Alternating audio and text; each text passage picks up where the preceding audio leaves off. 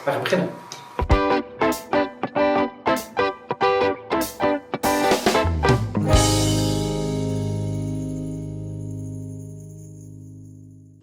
Let's talk about working with UX. So we had a number of topics up in our list saying, well, what would be interesting for product owners to talk about? And one of the things that sort of popped up quite often is, if we have to work with other people. And working with engineers, we might know some stuff about that. Working with finance, a little bit more difficult. Working with legal, also complex. Working with UX, however, seems to be a category of its own. So we thought, let's spend some time on that and let's take a very practical tool, something you can apply today to improve the way you work with UX. So let's get started. And you know the drill, right? So we have these 3 images up there, and you have the chat dialogue, or you can even so to comment. And which one of these pictures reflects best what working with UX is about? Sometimes UX, is it like being in a whirlwind of ideas where everybody comes up with something new and it changes all the times? Or do you feel that you as a product manager, you're working with UX, but they feel like they're from a different planet, they're completely alien, using a different language and signatures? Or maybe it's a constant battle between UX and UI. Of course, the left-hand bottle has a beautiful UI. However, from user experience point of view, maybe the right-hand bottle is way better. So it's up to you. In the chat, I would like to see the A, B, and C's.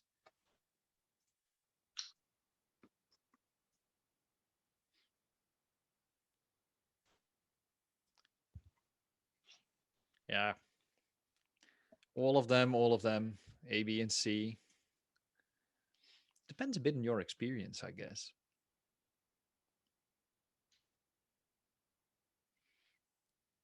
Does anybody have an idea how I disable the waiting room in Zoom? Because I can see Robin play a game of whack-a-mole.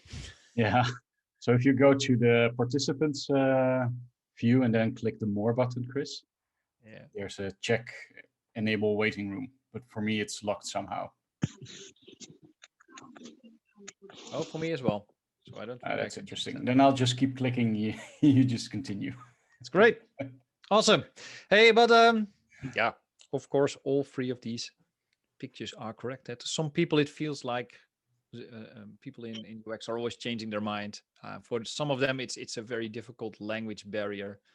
And for some, it's always between, hey, it looks very pretty, but it also work for our customers. So what are some questions that you would like us to talk about or have answered when we talk about working with UX?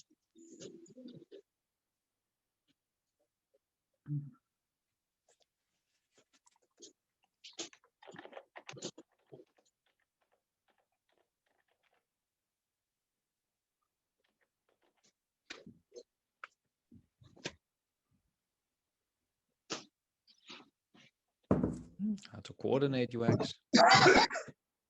Yeah, that's an interesting question. We get a lot. How to integrate UX with a dev team? Should they be part of the UX team? What is the process of UX looks like?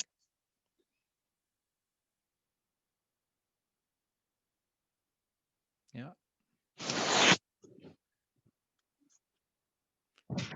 Here's a lot of alien language. What a good experience of UXI, OCXB in the ST.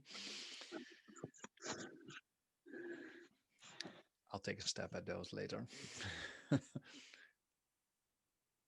right. So a lot of things seem to be about how to align with UX, and what kind of work could you do with UX and actually make them part of your Scrum team, and so sort of collaborate with them on certain topics and make sure they build stuff that matters.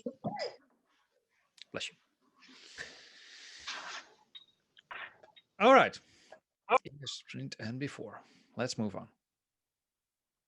So someone is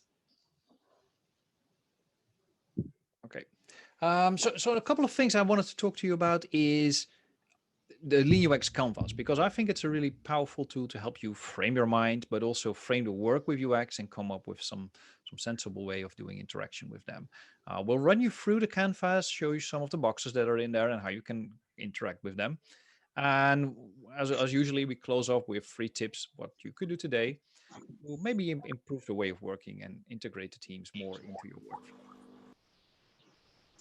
So let's get started. Who is familiar with the Lean UX Canvas?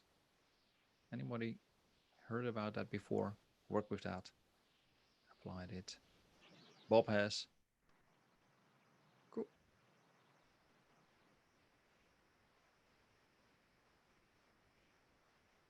No, someone hasn't. Andreas has. Good. Happy to learn about it. I'm happy to hear that you're happy to learn about it, Petra. Okay. So it's not the most well-known canvas. Probably the most well-known canvas is, of course, the business model canvas from Ostenweiler. And I don't remember exactly when he came up with that book. Some time ago now. The idea being that what if I can put my entire business idea on one sheet of paper?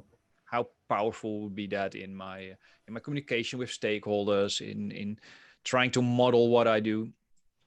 And from that, Ash Morana did the Lean UX, the Lean Canvas. Getting my canvases mixed up. Basically focusing more on lean product development and startup development. So how do we get to this product market fit? And it was Jeff Gottschalk that created the Lean UX Canvas. And basically what it tries to do, it has these boxes. And what we try to do is we start with the business problem. So what are we trying to solve here? What is the idea from a business point of view? What is the product trying to do within our company? And we also describe the outcomes for the business. So what will it bring us? And I found in my experience that these 2 boxes are the most important ones because they build your internal runway. So the amount of time you had before your boss gets impatient and stops the project.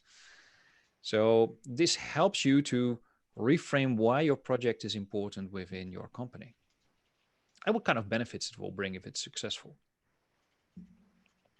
The second part is about the user, because in the end, it's always about the customer that pays for our product or in some way helps us to create value from it. So for whom are we building this product and what kind of benefits would they get from it? And we refer to these as user outcomes. And a user outcomes means a measurable change in customer behavior. So it's not just they're happy about it, but we can actually measure their happiness. Otherwise, it doesn't matter. Because it's kind of difficult to convince everybody around you that your product has achieved success if we can't actually measure it. The 5th part is actually the solution part. Now, I have an engineering background. This is the fun part. This is where we start building stuff and creating code and mock-ups and start actually engineering. But it's not the most important part. I think the first 4 boxes sort of work very hard to make this part successful. Robert has a very good remark. I'll get back to that. In the 6th box, we will find hypothesis. So what kind of assumptions have you made within your solutions? What kind of things might be leaps of faith that we need to test? Now, of course, we can't test everything. I think that's one of the things that we see nowadays a lot is that everything has become an experiment. And so we need to find a way to prioritize which experiments we're going to run and which we're not going to run. And then finally, the least amount of work to actually move forward in our development. Now, this is a nice way to frame your work with UX, and you can already see that a lot of the discussions that you may have had with UX sort of fall into one of these categories. But it might be a way to connect it together. And perhaps you can already see that there's also other members in your development team that could give valuable input or collaborate on probably all of these boxes. Right? Robin is done with his game of whack-a-mole. Yeah, pretty much. Good. Hey, Robin, when talking to business and trying to come up with reasons why you're building a product, what kind of framework or sentences or systems do you usually use? Well, to some extent, these example formats that you just put on the screen can help, of course. Most of the time, I'm more of the free format kind of guy, I guess. So same for writing down what work to build. I'm not necessarily a huge fan of the user stories as they're kind of fixed in a format. I'm more a fan of creativity and just describing it as basically how you observe stuff that is happening in the market with your customers in the industry. And I guess that's the same for defining the business problem. So there's a bunch of different business problem statements that you can use. Typically, I try to focus mostly on what is going on with our customers and with our users, which is of course part of these statements as well. But mostly just start there. Try to describe what your customers and users are experiencing. Yeah, I think that's good, and I think that what is important that there are usually some key phrases in there or keywords that help you to make sure it's a good description of the problem. Some people have a natural talent for that. Some people need a bit more guidance. I'm always happy with a bit more guidance on that point. What what I liked about these templates is that they focus both on existing products and new products. So on the left-hand side, you see an example that we created for existing products. And you could imagine going up to your management or your stakeholders and saying, look, we have this product and we created this product for a purpose, right? It has a certain goal. Now, this is usually what ties into your OKRs or whatever business goals your company is using to create value. So this is a nice way for you as a product manager to connect to those higher level goals. However, we have observed in a particular way. So it's not just me that has an opinion. I actually have some sensible data behind it. We've run an experiment. We've worked with UX and came up or interviewed people or looked at the data or whatever way we've observed that it's not working and we're not meeting our business goals. Now, people in your stakeholder management field will recognize this because that's typically their problem, right? So we're connecting to their problem. And the question we're trying to ask is how might we improve our product or service so that our customers become more active or pay more or churn less? So there's a number of ways we could improve our business results. And again, measurable change in customer behavior. So I really like this left-hand kind of story format. And of course, as Robin says, you can use a free format, whatever you like.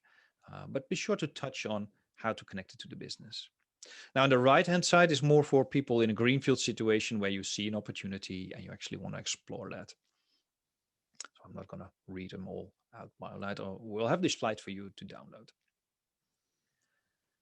Now, maybe a question to the audience. What are you using to measure business outcomes?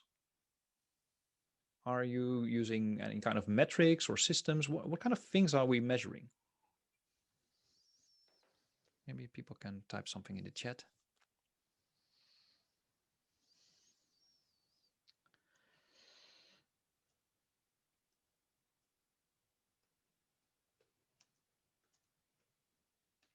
Martijn is measuring impact. Very good.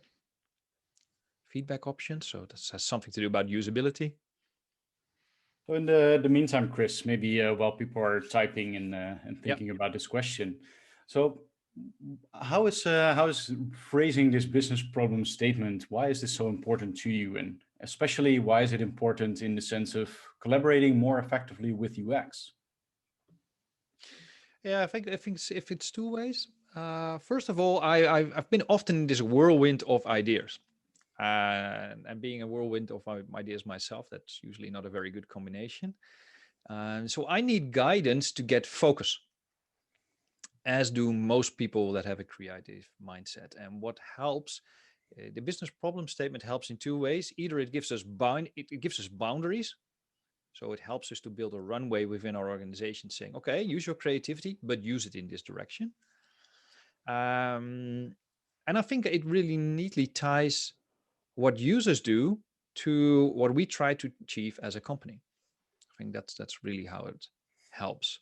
And one way you could measure that, because I'm also looking at all the comments that people are saying, are outcome-driven metrics. And for example, pirate metrics.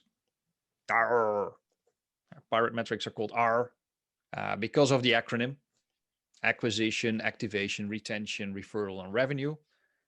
When you take all the letters, it sounds like R, which is a kind of a piratey thing. So, and I really like those. So you can rather not just look at conversion, revenue, stuff that comes out at the end, but look at their behavior in the beginning of the function funnel. So are people active with the product? Are they engaging with the website or the marketing material? Are they being activated in terms that they download brochures about it, or interact with it, or join a community or a newsletter? Are they being retained within the product? Are they telling other people about it? Like I saw NPS and individual interviews in the in the chat section. Those are typical, very good metrics that you can use to build a scoreboard. And another one are, of course, the hard metrics from Google. Google came up with that framework. I think both of them are very powerful frameworks to tell your business, hey, cool stuff is happening with our product. People are engaged, or we should focus more on the marketing side of the product because people are not discovering the product. So maybe you're focusing too much on using the product rather than discovering. Now, one of the other questions is I don't remember who asked it, but it was a very good one. Something about user and Robert. User and buyer, that's typically something that happens in box 3 and 4. I found a great picture that explains the difference between a user and a buyer. So in this case, the user is not particularly fond of the product, but the buyer probably is, because the buyer used a different set of metrics to acquire the product. I think the buyer was looking for nutritious value, and the user is usually looking for sugar. So be careful if you draft your personas, because that's where we're going for. If you craft your personas, that you have both buyer and user personas, and user personas are focused around, well, usability pain, so the problem that's being solved for the user, and the metrics that those people use are typically user metrics: usability, how it looks like, what the experience is like when we use the product, typical stuff that UX is really good at. However, those might not be the people that actually buy the product. So you also have to think about what makes a product attractive for the buying part of the journey. And even there, UX can be a great help to come up with a compelling way of explaining the benefits of the product. For example, if you're designing let's say a capability framework to help people assess how well developed they are in their profession. Now we should and can develop that from the point of view of the user, so you can assess your performance, your capabilities, and your logical next steps. But it might also make sense to explain that to, for example, an HR department, saying, look, you have so and so many thousand people that you employ. How cool would it be that you could manage their capabilities and get overview of where their energy when it comes to learning is best spent, right? So you have user personas and buyer personas. Moving on. What are some lightweight techniques that you can do to capture solutions? What are you using to capture ideas? How long does it take to actually build lightweight techniques and ideas to capture solutions? I get a notification from Robin about the time. I'm talking too much. Yes, Robin, I will try to speed up.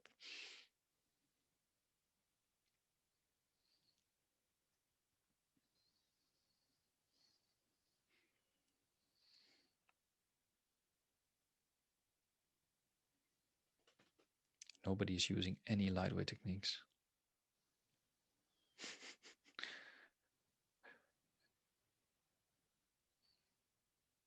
Yeah, conversations is the fastest thing. I really like the idea of conversations. Jana talks about ideas of the teams, ad testing. You can read ads, you can use user feedbacks. And basically, one of the things that I learned is that I was making these really complicated designs to get user feedback, to get things like questions and dialogues going. But typically, I was overdoing it. I was using Balsamic or Photoshop and building very beautiful prototypes, whereas sketches appear to work just as well. You can just take these rough sketches. I work for a company who was very close to the rail station. Well, probably with COVID and snow in the Netherlands, that's not going to work today. But in general, they would just take these scribbles, go to the railway station and address random people. Wait, what do you think about this? How do you think this would work? And most people would ignore them and walk by. But within an hour, you'd have more than enough data to know if it's a good idea or not. And I think that was a great insight. And the fun thing is, some UX people, not all of them, but some people with UX background tend to be over precise. Some engineering people on your team might be uncomfortable going out there with a half-baked prototype. But once you put them out there and have them talk to customers, they all love it. Even with a scribbled sketch, and the idea of interacting with customers is often scary in the beginning, but a very gratifying experience for everybody on the team, whether you're a software developer or an architect or a tester or UX person. So that's one of the things that worked well. I'd love to pair them up. Somebody who is extrovert and loves to talk with somebody who's more introvert and takes notes. And that usually is a very good team to go out and do this user interface. All right, so maybe in these sketches, there are a lot of hypotheses, right? So one hypothesis could be, well, for example, you know that if a cat falls off a building or a table, it will always land on its feet, right? As with a buttered sandwich, which will always land with the buttered side down. So, hypothesis, if we tie a buttered sandwich to a cat, we effectively have invented an anti-gravity device. There might be some hypothesis in that. All right. I'm not urging you to test this with your cat at the moment, but if you do, send us a picture. In the snow, though. Send us a picture. Anyway, so there's always a lot of assumptions in there, and I keep reinventing these diagrams like this. This is one I came up last week when we said, oh, everything is an experiment, Chris. Oh, yeah, but why are we doing stuff? And I came up with a very simple table. Hey, for whom are we doing this? What is the mission? When is it a success? What is the investment that we have to make? And you can see that these are very cool questions to have with UX. These are UX questions. And for those who I'm sorry, it's half Dutch. I have some other templates. These are templates you can just find everywhere online. I like the strategizer cards, especially because of the color, the green and the blue ones.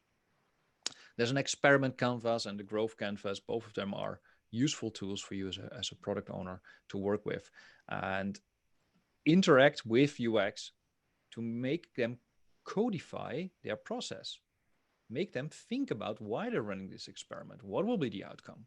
And that's cool. Who could help you from within the team? And that's actually something that works very well. I see the resolution on this one is horrible. So we don't want to test everything. All right, so what we want to do is sort of plot these hypotheses on these two axes. No need to apologize, it's half Netherlands. That's half Netherlands. All right, yeah, so I just didn't have time to flip it around. Anyway, riskiest assumption, people tend nowadays to test everything. And we've seen this before in engineering when people would start to spike everything. Right? You had Scrum, you had stories or product backlog items. You started working on them, and the team said, "Oh no, Chris, we need to spike it." What is a spike? It's a research. Okay. How long is that going to take? It's like 2 sprints. It's like, wait a minute. This is waterfall all over. You're doing a design. and you're running a prototype, and then you're going to build it again for real. So don't do that.